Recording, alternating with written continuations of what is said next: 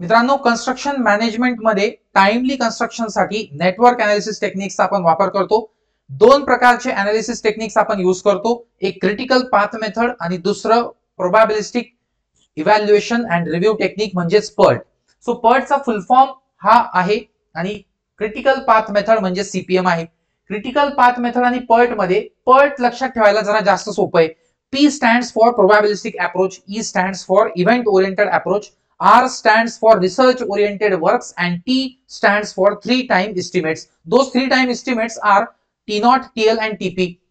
Optimistic time, pessimistic time and most likely time. मात्र critical path method मध्ये आपण activity oriented approach ठेवतो, repetitive work साठी त्याचा यूज करतो, डिटर्मिनिस्टिक अप्रोच आहे आणि एकच टाइम एस्टिमेट त्याच्यामध्ये आपण यूज करतो। सो क्रिटिकल पाथ मेथड आणि पर्ट या प्रकारे तुम्ही लक्षात घेऊ शकतात, याच्यावरती क्वेश्चन्स येऊ शकतात। दिस इज इम्पॉर्टंट टॉपिक। लाईक करा, शेअर करा।